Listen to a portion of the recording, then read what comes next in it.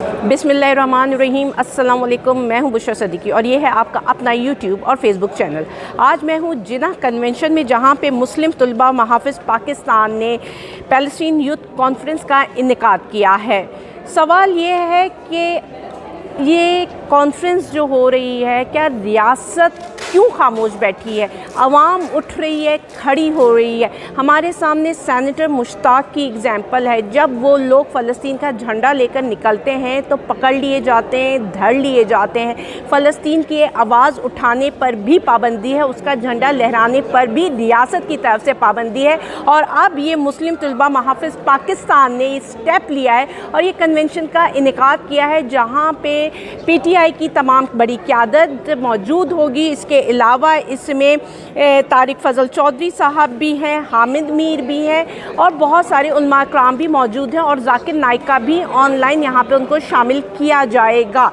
उम्मत मुस्लिमा की पुरसरार खामोशी फ़लस्तीन के हवाले से सवालिया निशान है। लेकिन हम पाकिस्तान, जिसमें हमें आपने देखा था कि अल्लामा इकबाल जो कि शायर मशरिक़ है, उनका बड़ा क्लियर स्टैंस था फ़लस्तीन को लेकर। कायदे आज़म मोहम्मद अली जिन्ना बानी पाकिस्तान का बड़ा क्लियर स्टैंस था। वो कहते थे कि भाई जब भी फ़लस्तीन पर मुश्किल आएगी तो हम अरब ममालिक के साथ यानी कि फ़लस्तीन के साथ खड़े होंगे। लेकिन अफसोस के साथ कहना पड़ता है 2024 में हम कहीं पे भी नहीं खड़े हुए। बीइंग पाकिस्तानी जो कि कहता है कि हम इस्लाम के अलमबरदार हैं, हम शर्मिंदा हैं क्योंकि हम खामोश हैं। खामोश भी जालिम के आगे सर झुकाना है। अगर मैं आपको सिर्फ स्टैटिस्टिक शेयर करती रहूँ कि 200 दिन हो गए इसराइल का जो हमला करा है, जो नस्लकशी कर रहा है फ़लस्तीन में, और इन 200 दिनों में वो कम से कम भी 45,000 लोग शहीद कर चुका है, जिनमें से 35 से 36,000 तो सिर्फ सिविलियन है। और उन अगर 36,000 में भी आप स्टैटिस्टिक देखें तो 10,000 औरतें और 15,000 बच्चे हैं। कई मतलब 100 से ज़ायद जर्नलिस्ट शहीद हो चुके हैं, 400 के करीब मेडिकल पर्सनल शहीद हो चुके हैं। उन्होंने कोई बिल्डिंग नहीं छोड़ी, कोई हस्पताल नहीं छोड़ा, कोई कॉलेज नहीं छोड़ा, कोई स्कूल नहीं छोड़ा। और यहाँ तक कि जहाँ पे इंटरनली डिस्प्लेस्ड पर्सन रहते हैं वहाँ पे भी बॉम्बिंग की है। लेकिन हम मुसलमान खामोश हैं। आज ये जो कन्वेंशन हो रहा है, इसका क्या असर पड़ता है रियासत में? इसका मतलब क्या इम्पैक्ट आता है? क्या वो खड़ी होती है अवाम के साथ?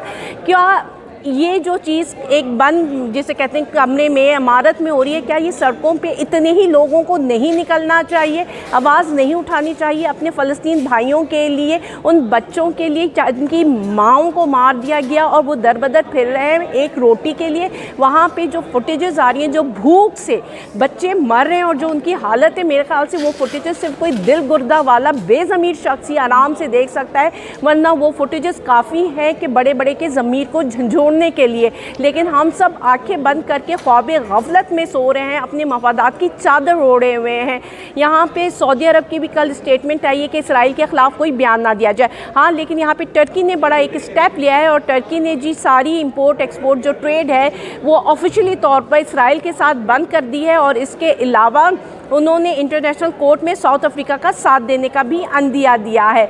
अब आप यहाँ पे देखें कि हमारी बेबसी के इंटरनेशनल कोर्ट भी मान चुकी है कि ये क्राइम कमिट किया है इसराइल ने और उसको सज़ा मिलनी चाहिए। उसका जो प्राइम मिनिस्टर है उसको पकड़ना चाहिए। और लेकिन अमेरिका कह लें या वेस्टर्न यूनियन का फोर्स है, तो क्या अगर वो उस पर जो है इंटरनेशनल कोर्ट को इन्फ्लुएंस कर सकती हैं, वो उसको प्रेशराइज़ कर सकती हैं, तो हम भी तो उम्मत मुस्लिम हैं, हम भी तो 50 से ज़्यादा ममालिक हैं, तो हम क्यों नहीं अपनी मुत्तहिद होकर आवाज़ उठाते? हम क्यों अपने मफादात की वजह से डिवाइडेड है? अब यहाँ पे कन्वेंशन हो रही है, हम सुनते हैं कि लोग क्या कहते हैं, यहाँ पे जो आए हुए हैं वो क्या पॉइंट रेस करते हैं। और एक मैं जो चाहती हूँ ना, जो मेरी पर्सनल ख्वाहिश है कि एक आप स्टेप दें, आप हम एक प्लानिंग दें जो प्रैक्टिकल हो, सिर्फ बातों की हद तक महदूद ना हो। बातें करके सब अपने अपने घरों में जाकर सो जाएंगे तो फिर ऐसी कन्वेंशंस का क्या फ़ायदा जब तक इसका कोई मायने खेज़ नतीजा ना निकले।